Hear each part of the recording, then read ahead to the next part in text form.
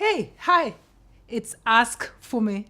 And you know how it is about life. I was excited people come and their guests. But right now, I'm excited nobody's here because I've missed the solos, the ones where I'm on my own and where I get to answer directly the questions that you send to me. So, my first question this morning is from somebody called I Am the Rock. I'm not sure if it's I Am the Rock or I Am Dr. Rock, but you know. So I Am the Rock says, are you an atheist? Do you think it's safe for public figure to come out as an atheist in Nigeria? Are you calling me public figure? That's a form of abuse, you know. Anyway, so the question is, am I an atheist? No, I'm not an atheist. Actually, I'm not an anything. I don't subscribe to labels and I don't do dogma. I think that there are many, I would say that I have certain views. For example, I would say I have liberal views, but I'm not a liberal.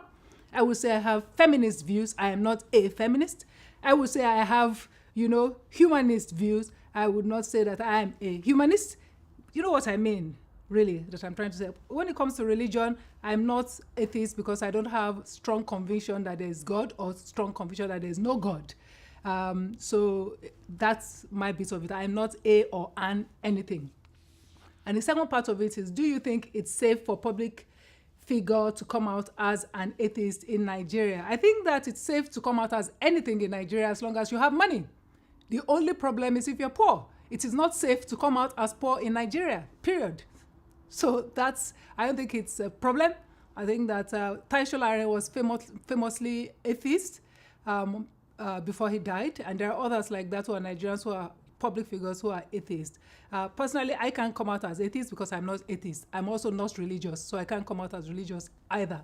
So that's that. However, this question inspired a deeper question, which then came to us, and that's going to be the topic for the day. The topic for today is science the new religion and empirical facts a less dangerous God?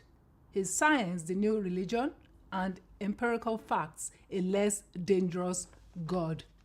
So this is a very fascinating topic for me to take on, because I'm going to start by making a statement. I think this is the statement that will be the bedrock of everything that I'm going to say. And once again, I would say to you that this is my opinion.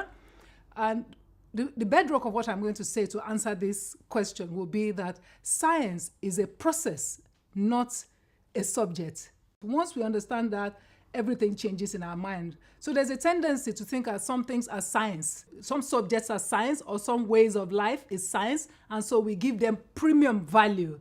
And so I'll give you an example. For students, for example, they will say physics, chemistry, biology,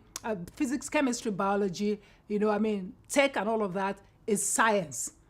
And then, the creative arts and all of that is not science. So therefore, then we ascribe value based on that. I think this is really flawed. And I think that this is one of the biggest shifts that has to happen in education to transform the way we live and the way we think. Because it is not the subject, it is really the process. So for example, I'll tell you this little anecdote. I didn't cook for many years because when I was very young, I was the one who was designated cook in the family and I hated it. And then, of course, in Nigeria, after a while, if you're successful to a certain extent, you're not going to cook. You have people to cook for you. Then, of course, when I came to the UK, I had to start cooking. I hadn't cooked maybe in 20 years. And then at first I was resentful because I didn't want to cook. But then I started cooking because I like food. And then I found out that, in doing cooking actually, I began to notice things like processes. When I repeat something a certain way, this is what happens. If I do it this way, this is what happens. I could see clearly the ways in which once you engage with anything, engage properly with it, you begin to notice the patterns, the systems, and then you might be able to understand how it works. So the process of science is really understanding how things work. And that is across board. So whether it's painting, cooking, drawing, dancing, swimming, running, there's a science to everything. There's a process and systems of how it works and how it will work best. And so if we understand science that way, we would actually give higher value to a wider range of activities in life, a wider range of engagement. And that will transform and translate radically into how we do things. Now, let me also go on and say it's the same thing also for what we consider to be science subjects or science things, medicine. Any good doctor, the best doctors will tell you that you can learn the process, the empirical facts of how the body works. But the exceptional doctors are the ones who bring the art. And that's where you begin to understand the bits that are not, yet understood, but comes from engagement with people, with a large number of patients, for example, to be able to decipher what might be next, what might be missing. Because all the facts that you have at any present time is not always enough to be able to take decisions that you need to take. So both of these are constantly interrelating, I think. Both science and art are constantly engaging. But you must remember once again that they should not be subjects. They should be a way of life and a way of thinking. And students, children from very young ought to be taught to think creatively and scientifically, to think rationally. So to think, if I do this and I do this, what is the consequences of doing this? Okay, what is the next step? This I did yesterday. Why did this happen like this? To question in that way everything they do, whether they are playing with Barbie dolls or they are playing with toy trains. Why is this like this? How does this work? That, I think, is what needs to be at the back of our mind. Now, back to the question. Because I think there are two huge forces at war, and it's war in the world we have built. And that is the idea of reason and the idea of the things that we don't know yet.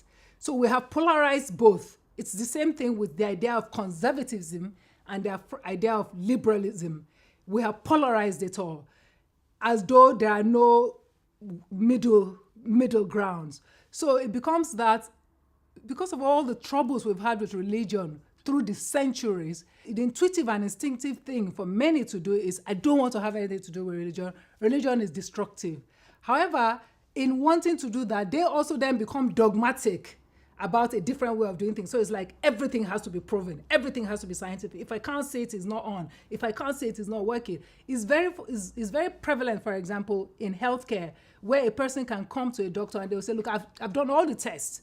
And by all these tests, there's nothing wrong with you. There's a famous case, I think, of a doctor who saved his son by actually switching the test from the right side of the body to the left side of the body, because everything they'd been taught was you test this part of the body to get the results. It was a simple act. This doctor, and he was a doctor, he was a creative thinking doctor, who then said, switch the test kit from the right hand to the left hand.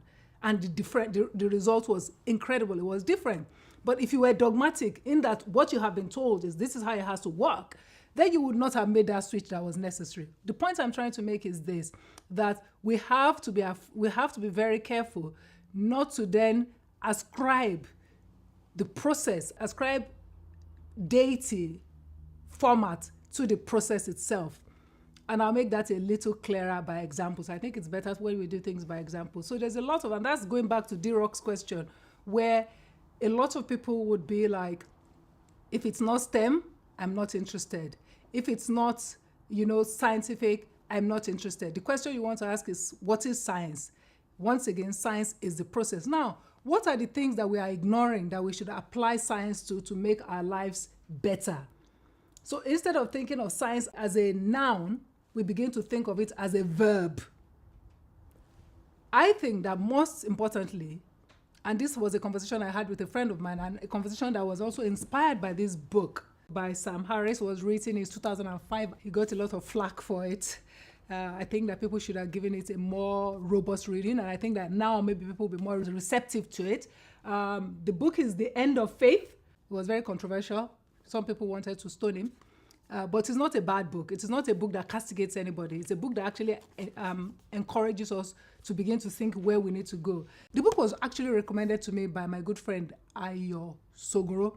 Ayo likes to read a lot of books, so I asked him to send me books that he's reading. So some of the tenets of that book is to begin to ask the question that for centuries now, we have moved everything else forward somewhere. We have applied scientific reasoning and process to biology, to, understanding just the physicality of the body, to understanding, processes around production, and so on and so forth. But we have not done the same with faith, with the idea of spirituality or spiritualism and faith. We have left that part of our existence as human beings to what was done thousands of years ago. So a group of people have written different books for different kinds of religion to explain the spiritual bit of our being.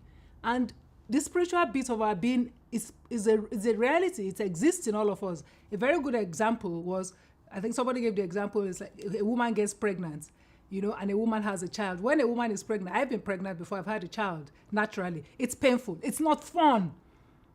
But if you were fixated with the empirical data of actually what happens to the body when you're having a child, and you focus that, okay, this is what happens, the body changes and you are in pain, it can never explain the spiritual experience of birthing a child or the connection of the father to the child.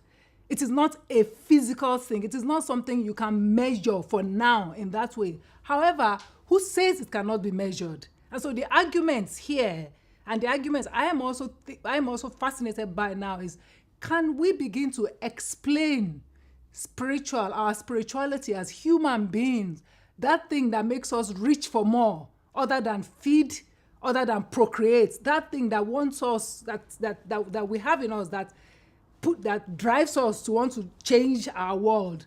Can we begin to understand how it works, applying science to that?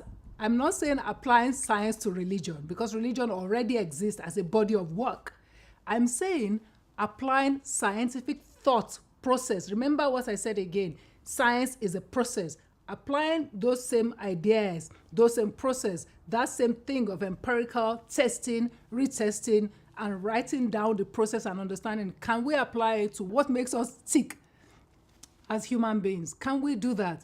Why is this important? It's important because a lot of the assumption that we make, a lot of the things that we do is very much related to our ideas of the world and our ideas of ourselves, our ideas of what our own roles are and what we can change and what we cannot change, the culture that we live in. If we understand what makes us work as human beings on a spiritual level, then we will not ascribe our actions to the desires of an external body. We will not ascribe it to something or a phenomenon that we don't understand. We would understand it better, and then we will be able, hopefully, to act better in our own interest. So the question should not, in my own mind, be, is science a new form of God? Science is ambivalent. Science is uninvolved. Science is nature. Science should be a tool with which we find the way to live better. And our modern world has shown us that the way to live better is not by the material only.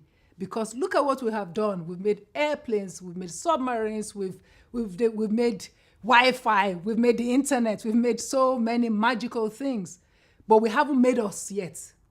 I think that going forward, for human beings, our next challenge is how to make us, how to understand us properly as beings, so that we then know how to program ourselves better, how to program ourselves to behave better.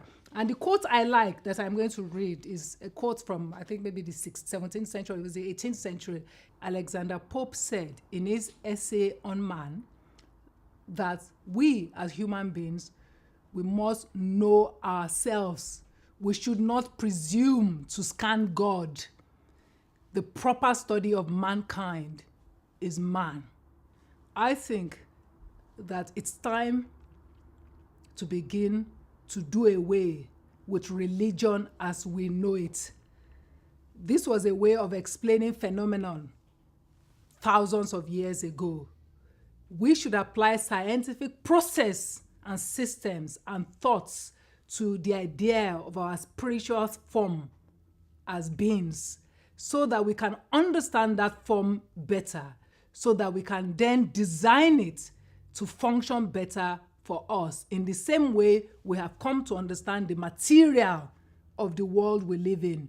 We need to understand the spiritual form of our existence of our world so that we can have better control over ourselves, and so we can move away from all the things that we all do using either religion or lack of religion. Because yes, that too can be a form of religion.